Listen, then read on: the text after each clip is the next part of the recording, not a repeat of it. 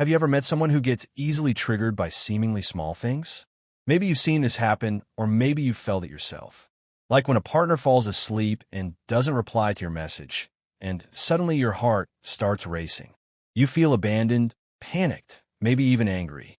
Or someone makes a random comment that hits you the wrong way, and you're left feeling invisible or unworthy. These moments seem minor, yet they spark a whirlwind of emotion. Sounds familiar? Stay with me, because we're about to dive into why these reactions happen in the first place. Curious? Let's start with the basics. What is a trigger, really? The word trigger originally comes from firearms. You pull it, and boom, something explodes. Emotionally, it's kind of the same. A trigger is anything often small that sets off a big emotional reaction. Maybe it's your partner falling asleep, a friend making an offhand comment, or a parent casually asking, "How are you?" And suddenly, there's a wave of emotion, maybe anger, fear, sadness that feels overwhelming. Later, you might wonder, why did that hit me so hard? Ever had that experience where your reaction even surprises you? Let's explore why that happens, shall we? So, here's the big question. Why do we sometimes overreact when our brain knows it's not a big deal? This is where ego state theory gives us a helpful lens. According to this theory, we're not just one consistent self. Inside us live many emotional selves or voices, each shaped by different experiences. Think of it like having an inner committee. Some parts are wise and rational, while others are emotional and reactive. Intrigued by the idea that we carry multiple inner voices? Let's break it down even more. There's a calm, reasonable part of you that totally gets it, relax, it's no big deal. But there's also another part inside, often younger, more tender, that doesn't feel calm at all. That part feels abandoned, unseen, or hurt. This emotional part is what many call the inner child. And when that childlike part gets stirred up, it doesn't react to the now, it reacts to memories of pain from the past.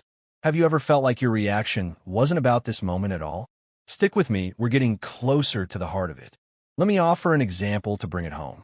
Imagine a little child, maybe 3 or 4 years old, stuck in a locked room. They panic, cry, feel terrified. Now imagine an adult in that same situation. They might be annoyed, sure, but they'd probably just call for help. Why the difference? The adult has tools.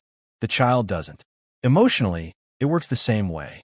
When we get triggered, it's often the child, part of us, reacting, not the adult. And that inner child doesn't have coping skills. It just feels scared and helpless. Does that change how you see emotional overreactions? Let's keep going. Let's look at a more relatable moment. Your partner falls asleep and forgets to reply. Most adults would shrug it off. But if you grew up with unpredictable caregivers, people who left without explanation, this moment can trigger panic. Not because of what's happening now, but because it reminds your nervous system of what happened then. Or maybe your friend teases you. Seems harmless, right? But if you were often criticized or laughed at growing up, that joke might sting more than expected. Have you noticed how some comments just land differently for you? There's a reason. That's because the trigger touches an old wound, something unresolved. Our inner child still holds onto the pain we never got to process. So when something minor reminds us of that hurt, the emotion flares up. It's not about the event itself. It's about what that event represents to us on a deeper level. Ever realize that your reaction wasn't really about the present moment? You're definitely not alone. So when we ask, what's really being triggered? The answer often goes deeper than the surface. It's not just about a late text or a teasing joke. It's about the big emotional meanings tied to our past. Things like, do I even matter to this person? Am I being rejected again? Why do I feel so unseen in this relationship? These are huge, tender questions. And when they get touched, bam, the emotional wave crashes in. Have you asked yourself those deeper questions during emotional moments? That insight can be powerful. To wrap this up, yes, sometimes the thing that triggered us seems small, but the meaning behind it is anything but. It connects to old hurts, fears, and unmet needs that still echo inside. And no, logic can't always calm it down, because the part of us that's upset doesn't need logic.